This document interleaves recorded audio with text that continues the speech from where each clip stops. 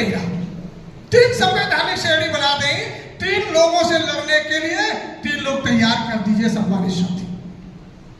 हम ये चाहते थे कि इस माध्यम से SC, ST एंड OBC और माइनॉरिटी एक साथ इकट्ठा हो जाएंगे तो जो हजारों सालों की गुलामी से हमारे समाज के ऊपर है, हम उससे आजाद हो जाएंगे। लेकिन क्या देखा हमने, कार्यक्रम की हमने शुरुआत की, मुझे लगता है कि हमने 25-30 लोगों को सम्मानित किया होगा इसी मंच से, लेकिन हम देख रहे हैं कि उसमें से चंद चेहरे दिखाई दे रहे हैं। लोग सम्मानित होते हैं और पतली गली से निकल जाते हैं। हम उम्मीद करते हैं कि रिटायरमेंट होकर के जाएंगे, समाज का काम करेंगे। अरे जो पूरी जिंदगी नौकरी में समाज का काम नहीं कर पाए, वो रिटायरमेंट के बाद क्या काम करेंगे?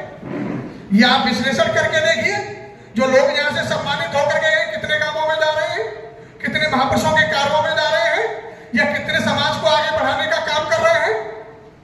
सिर्फ हमारा उद्देश्य सम्मानित करना नहीं होना चाहिए, हमारा उद्देश्य होना चाहिए जो हजारों सालों से पीड़ित है समाज, जो हजारों सालों से गुलाम है हमारा समाज, जो हजारों सालों से जिसको दबाया जा रहा है, उसको आजाद कराना है।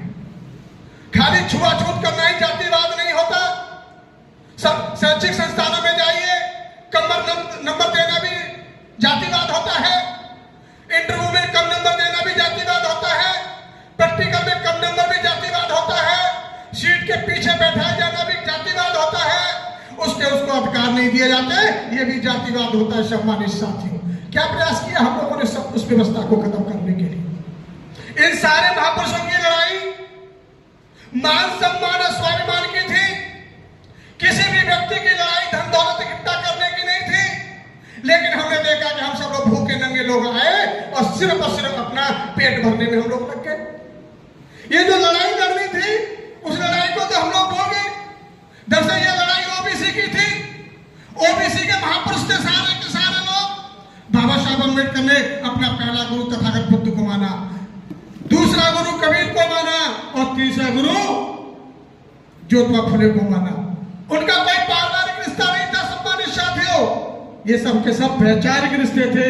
और जो OBC का जो आंदोलन था, जो OBC के महापुरुषों ने शुरू किया, वो बाबा साहब अम्बेडकर और काशीराम ने आगे बढ़ाने का काम किया सम्मानित साथियों। जब हमको 3 वर्ग बना दिया SC, ST, OBC, तो हमको संगठित हो जाना चाहिए था। इस देश के अंदर हजारों सालों की गुलामी से मुक्ति मिल जानी चाहिए थी, लेकिन मुक्ति नहीं मिली सम्मानित साथियों। ये बड़ी विडंबना है, क्योंकि बाबा साहब अम्बेडकर जब देश से लड़ करके आते हैं, उन्होंने देखा कि मेरा समाज गुलाम, मेरा समाज पीड़ित। विश्व के सारे देशों में क्रांतियां हुई, भारत में क्रांति क्यों नहीं हुई? तो उन्होंने इसके 2 कारण निकाले सम्मानित साथियों। पहला कारण निकाला कि मेरे समाज में बुद्धिजीवी वर्ग नहीं है, दूसरा कारण निकाला कि मेरे समाज को शस्त्र रखने का अधिकार नहीं है।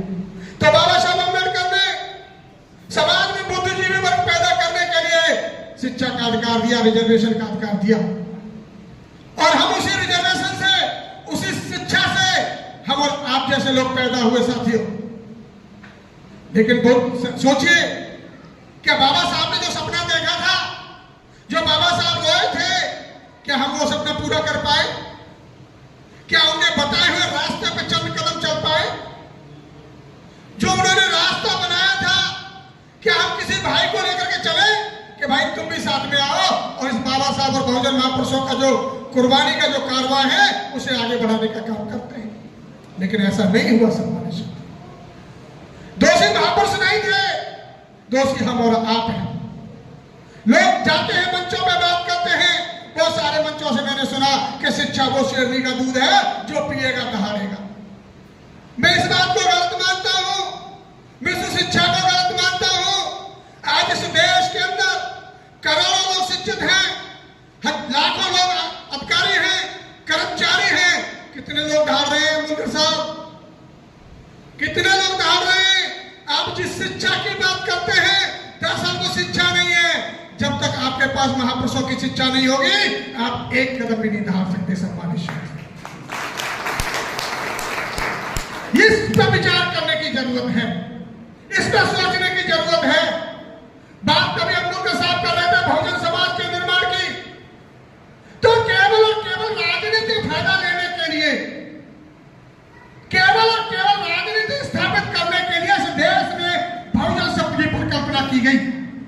शब्द तो तथागत बुद्ध कहता है बहुजन हिताय बहुजन सुखाय।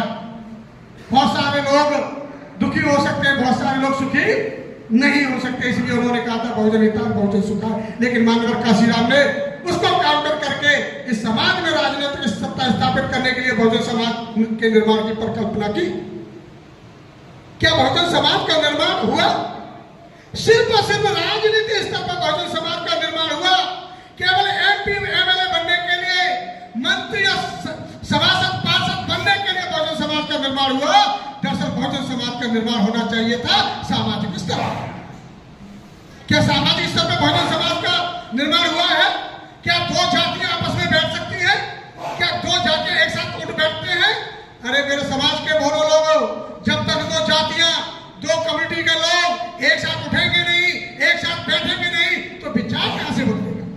जब हम लोगों के अंदर वैचारिक परिवर्तन नहीं होगा, जब वैचारिक परिवर्तन नहीं होगा, तो इस देश के अंदर सामाजिक क्रांति कैसे होगी और बहुजन समाज का निर्माण कैसे होगा?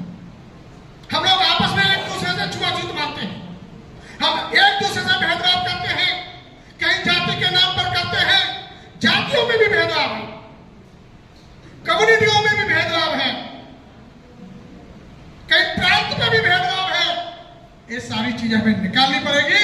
और जब बाबा साहब अम्बेडकर ने मैंने बताया कि 3 शब्द दिए थे, SC, ST, OBC and minority, तो हमें उस पर काम करना पड़ेगा। और इस देश के अंदर राजनीतिक लेवल पर नहीं, सामाजिक लेवल पर हमें बहुजन समाज का निर्माण करना पड़ेगा। सम्मानित साथी, ये जो लड़ाई है मान सम्मान की है, धन दौलत की लड़ाई नहीं है। आप देख रहे हैं अभी आपके सामने UGC का बिल आया है। जो कल को हिंदू कहते थे, जो मोदी को अपना बाप बताते थे, आज वो तेलिया बना दिया। सम्मानित साथियों, इस देश के अंदर जो लड़ाई थी, यह सत्ता की लड़ाई थी, यह हिंदू की लड़ाई कभी थी नहीं। यह एक केवल तथाकथित जाति की लड़ाई थी, जिसे हम तथाकथित धर्म बोलते हैं, उसकी लड़ाई थी। केवल उसकी सत्ता स्थापित करने के लिए, केवल और केवल उसका वर्चस्व स्थापित करने के लिए इस देश के अंदर आप लोगों को झूठे हिंदू बना करके आप लोगों से वोट प्राप्त किए गए और अपनी सत्ता हासिल की गई। सम्मानित साथी, आज इस देश के अंदर क्या हो रहा है, यह सोचने का विषय है। वर्तमान में हम लोग देखते हैं कि वर्तमान में क्या चल रहा है। मैं बताना चाहता हूं आप सभी को, आने वाला समय बहुत खराब है। अगर आप लोग अभी जागृत नहीं हुए, अभी आप लोग संगठित नहीं हुए, तो आने वाले समय में इसकी कीमत आपकी आने वाली पीढ़ी को चुकानी पड़ेगी। सम्मानित साथी, सोचने का विषय है। वो लोग एक हो गए। अभी कल परसों की घटना है आपके सामने UGC में, वो लोग संगठित हो गए, सड़क पर उतर आए, लेकिन आप लोग संगठित नहीं हुए। और मुझे एक कोटेशन याद आता है माननीय काशीराम जी का। उन्होंने कहा था कि जब दुश्मन सड़क पर उतर आए तो समझ लेना कि हमारा रास्ता सही दिशा में चल रहा है। सम्मानित साथियों, जो OBC वर्ग था, जो उनका सेफ्टी वर्ग था, जो काशीराम उसको कहते थे अनपेड पुलिस, बिना पैसा के सिपाही, जो उनकी लड़ाई लड़ते थे, उन तथाकथित लोगों ने कभी लड़ाई नहीं लड़ी। OBC को खड़ा किया है SC, ST और माइनॉरिटी के खिलाफ। जब आज OBC के अधिकार की बात आई तो वो अलग हो गई। ये सोचने की बात है, इसको समझने की जरूरत है, लेकिन हम लोग नहीं समझ पा रहे। आज हम उसी व्यवस्था से जकड़े हुए हैं, उसी व्यवस्था को पकड़े हुए हैं, जो व्यवस्था हमको गुलाम कहती है, जो व्यवस्था हमको नीच कहती है, जो व्यवस्था हमको हक अधिकारों से वंचित करती है, जो लोग हमारे साथ भेदभाव करते हैं, आज हम उसी व्यवस्था को पकड़े हुए। सम्मानित साथी, एक छोटी सी कहानी सुनाता हूं। एक गधा था, एक गधा था और गधा जा रहा था, तो एक व्यक्ति ने उसकी पूंछ पकड़ ली। एक व्यक्ति ने उसकी पूंछ पकड़ ली। अब गधा दौड़ रहा है, गधा ने तुरंती मारी। वो सब कुछ बर्दाश्त कर सकता है गधा, लेकिन पूंछ में अगर हाथ मारोगे तो वो सीधी तुरंती मारेगा। जैसे ही उसने पूंछ पकड़ी, गधे ने तुरंती मारी और गधा दौड़ रहा है, लात मार रहा है और दौड़े जा रहा है और वो उसकी पूंछ पकड़ के भागी जा रहा है उसके पीछे। लात मारा, मुंह टूट गया, कपड़े फट गए, लहूलुहान हो गया। एक अमूल के साथ जैसा व्यक्ति आया, बोले रे यार तेरा मुंह फूट गया, तेरा सर फूट गया, तेरे कपड़े फूट गए, लेकिन तूने गधे की पूंछ क्यों नहीं? उसने कहा तुमको सब कुछ दिखाई दिया,